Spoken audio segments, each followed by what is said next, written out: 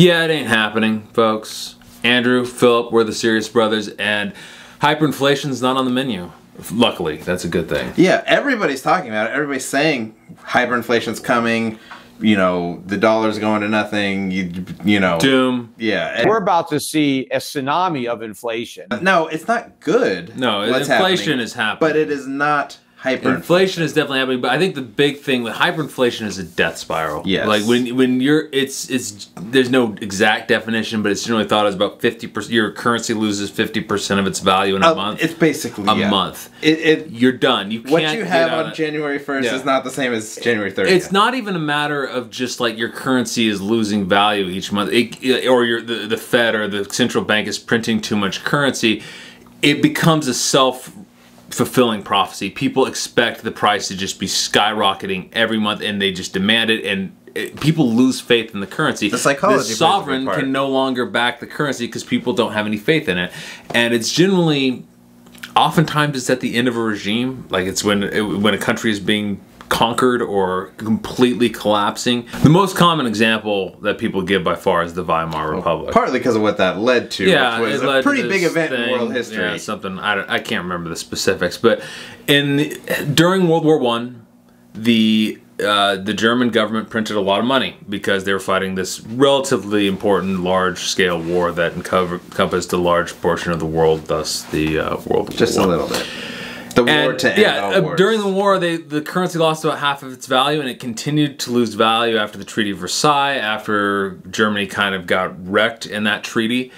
And then the French occupied the Ruhr, and Germany called for general strike. And so they had basically no one was working. People needed to eat and do stuff like that, so they just printed a bunch of money.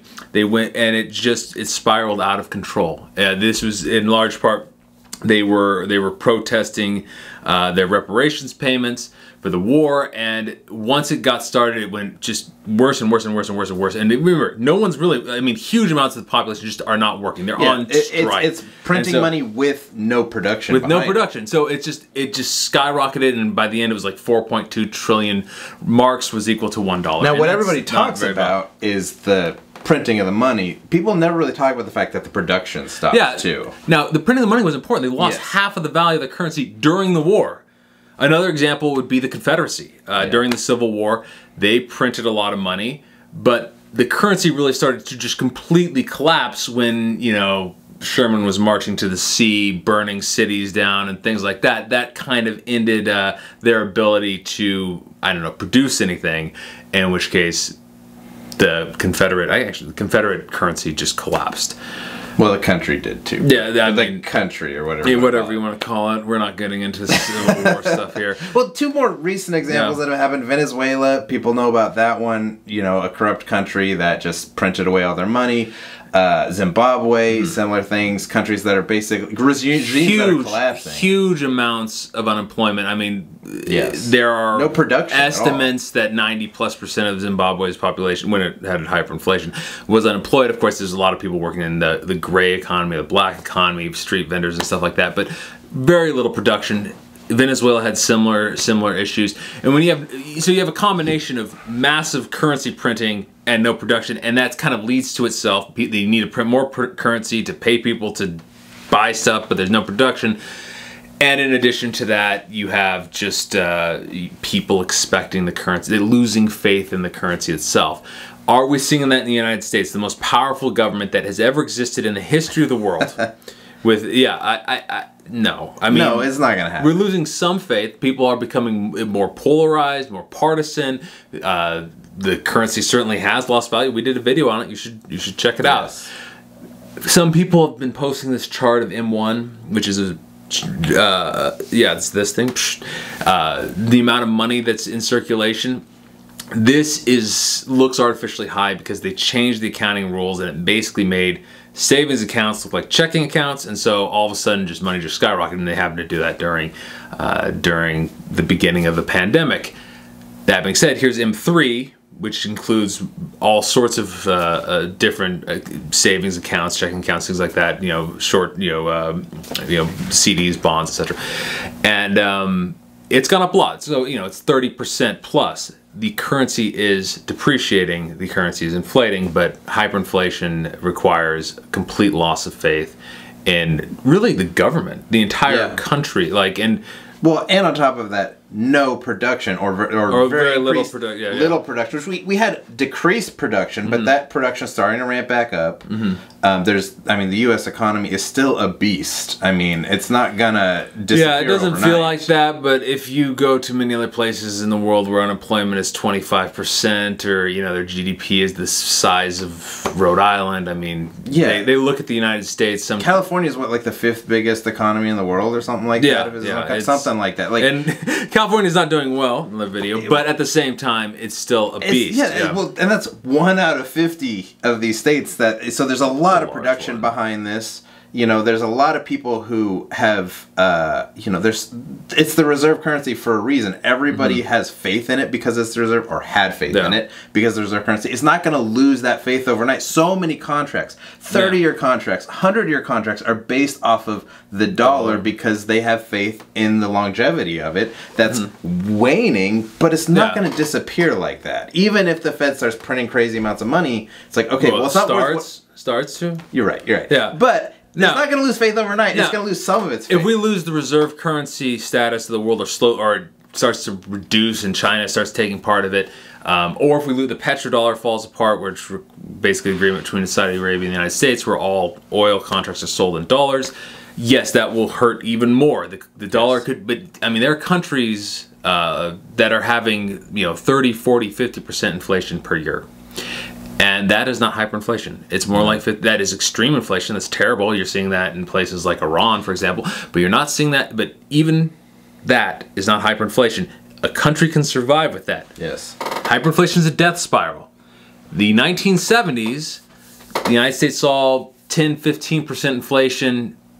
That is probably more likely what we're going back to, which is what this second part of this video is about. From the hyper to the stag. Unlike all other YouTube channels that are hyperbolic about hyperinflation. We should cut that out. But regardless, I mean, stagflation is a real problem. It's not good. Even if it's not stagflation, just high inflation. The difference is stagflation has high unemployment at the same time, which makes it just more difficult to deal with. High inflation itself is bad, and it hurts the poorest people the worst. The takes people out your savings accounts, people on fixed income. But yeah, I mean, they used to believe that high inflation and high unemployment just couldn't go together. There's something called the Phillips curve, and it's like the higher the inflation, the lower the unemployment. The lower the employment. The idea was more people employed, they're making more money, they're spending more money. That causes inflation because there's more of that. If people are unemployed, not as much money is changing hands and whatnot, and so the inflation will be low, even though. So you kind of you want to balance these things. The 70s disproved that. We had inflation rates of 10 to 15%, and in addition to that, we had a high unemployment, getting up to close to 10, and it's kind of sticking around the 7 to 8 range. And that is likely what we're going back into. We've seen inflation going up substantially. We've seen it in gas prices. We've seen it in housing prices. We've seen it in the stock market and cryptocurrencies. But lumber's been stable. Yeah, lumber's been stable at least. We've seen it, and we're starting to see it in commodities and food prices. It's here. Even the CPI is recognizing that it's gone from like 1 to 2.5. Even it is recognizing there's some. It's more than that. It's more than that. But in addition, I mean, we had the weakest jobs report in a long time. It was expecting 1 million new jobs in April, and it was more like 260,000. It turns out you can't shut down an economy for a year and not have some problems. Who would have thought? Yeah, just because it's not hyperinflation, we're not trying to say this isn't bad, but it's not catastrophic. Well, it's not going to be Armageddon. It could be pretty bad. Catastrophic is, I would say what happened with the lockdowns and the coronavirus and the inflation. About just the inflation. The general thing has been a catastrophe. That is true. But I think in general, we have a very weak jobs report. We have a lot of lost productivity because of the lockdowns and whatnot. We've had a lot, there's just, the economy is sluggish in every way that can be thought of, and at the same time you have high inflation, and these things can go together. The Phillips curve is wrong. It was disproven in the 70s, and when you have very weak productivity with huge amounts of money printing and people losing some, although not all, faith in the dollar, you're going to see a lot of inflation, and you're going to see not much productivity, very low growth rates. I think that is the 2020s are going to be the 70s all over again. It's gonna be tough. Hopefully, without the plaid pants and the shag carpet and basically all stuff. The music's okay. The music can stay. Went to a party the other night. All the ladies would treat me right.